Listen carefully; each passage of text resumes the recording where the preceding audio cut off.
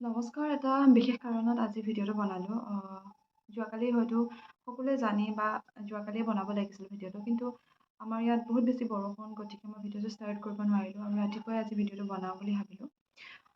এটা খুব বেছি ট্ৰেণ্ডিঙত থকা নিউজ হৈ আছে আৰু অসম আৰক্ষীৰ মহিলা কামাণ্ডো এগৰাকীক নিলম্বন কৰা হৈছে, যিহেতু তেওঁ এটা অনলাইন জুৱাৰ এপৰ প্ৰমোচন কৰিছিলে। এতিয়া কথাটো হ'ল তেওঁক নিলম্বন কৰাটো গৃহ বিভাগে মই ভাবোঁ বৰ বিশেষ বেয়া কাম কৰা নাই।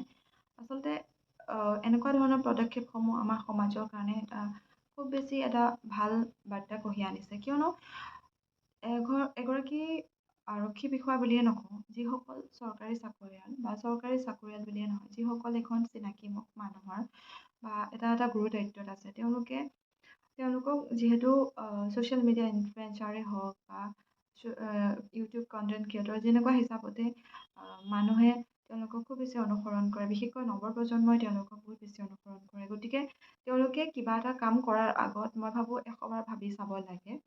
আৰু যিহেতু অনলাইন জুৱাৰ এপটো বেয়া বুলি আমি সকলোৱে গম পাওঁ, মই নহয়, তেওঁ নহয়, সকলোৱে হয়তো গম পায় যে অনলাইন জুৱাই হওক বা জুৱা, ড্ৰাগছ এতিয়া বৰ্তমান সময়ত আমাৰ সমাজত একদম আটাইতকৈ বেছিকৈ চলি থকা বিষয়বস্তু। গতিকে দুটামান টকাৰ কাৰণে আমি এনেকুৱা এটা কাম কৰাটো অনুচিত।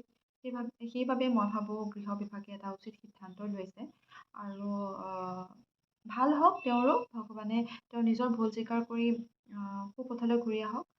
আচলতে আজিকালি এনেকুৱা হৈছে যে ইউটিউবাৰসকলেই হওক বা ইনষ্টাগ্ৰামৰ কণ্টেণ্ট ক্ৰিয়েটৰসকলেই হওক, দুটামান টকাৰ কাৰণে যিকোনো ব্ৰেণ্ডৰ প্ৰমোচন কৰিব পাৰে, যিকোনো কাম কৰিব পাৰে।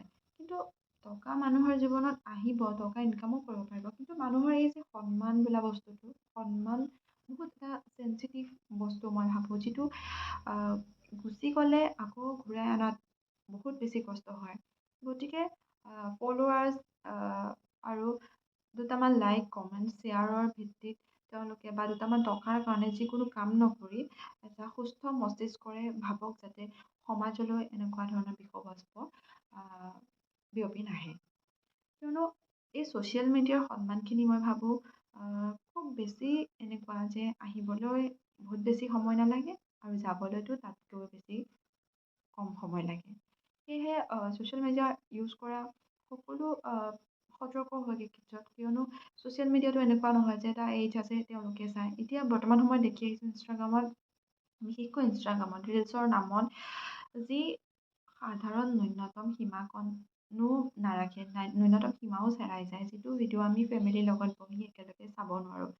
এতিয়া এনেকুৱা নহয় যে মোৰ মোবাইলত আহে, প্ৰত্যেকজন মানুহৰ মোবাইলত আহে। গতিকে সেইখিনি ক্ষেত্ৰত সকলো সাৱধান হওক আৰু পইচা মানুহৰ জীৱনত আহিব, কিন্তু এনেকৈ সন্মান যেতিয়া গুচি যায়, ইমান এটা গুৰু দায়িত্বত থকাৰ পিছতো তেওঁ এবাৰলৈ হ'লেও নাভাবিলে জুৱাৰ প্ৰচাৰ কৰিবলৈ। যিহেতু বেলেগ বিভাগ হ'লেও হয়তো অকণমান ভাবি চাব পাৰিলে হয়, কিন্তু নিজেই আৰক্ষীৰ লগত জড়িত হৈ এনেকুৱা এটা কাম কৰিলে। গতিকে এনেকুৱা ধৰণৰ কাম আৰু কেতিয়াও নহওক। আৰু বহুতসকল ইউটিউবাৰক দেখি আহিছোঁ, বৰ্তমান হয়তো সকলোৱে ডিলিট কৰিছে, বহুতসকল ইউটিউবাৰ তেনেকুৱা কাম কৰিছে যে গেমিং খেলিব দিছে আৰু তেওঁলোকে বহুত বেছি ইনকাম হোৱা বুলি কয়।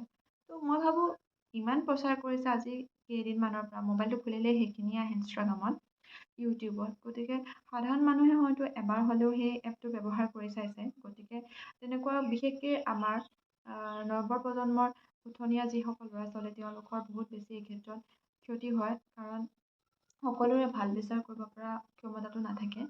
গতিকে এইবোৰৰ পৰা আঁতৰি ভাল কাম কৰক। বৰ্তমান সময়ততো ছ'চিয়েল মিডিয়া ইনফ্লুৱেঞ্চাৰে বহুত বেছি ভাল কাম কৰি আহিছে, বহুতসকলে সমাজক ভাল বাৰ্তা প্ৰেৰণ কৰি আহিছে আৰু বহুতসকলে নিজৰ কৰ্মৰে নিজক প্ৰতিষ্ঠিত কৰিবলৈ চাইছে। আচলতে ছাকচেছ পাবই লাগিব বা মানুহৰ এটা ভাল কাম কৰিবলৈ এখন চিনাকি মুখ হ'ব লাগিব বুলি তেনেকুৱা কোনো কথা নাই। আপুনি নিজৰ সততাৰে নিজক ভালকৈ ৰাখি মূৰ দাঙি কাম কৰি যাওক, এদিন হয়তো আপোনাক সকলোৱে চিনি পাব বা আপোনাৰ অৱদান সকলোৱে অনুভৱ কৰিব। সকলোৰে ভাল হওক। Thank you. আজিৰ ভিডিঅ'টো ইমানতে সামৰণি মাৰিছোঁ।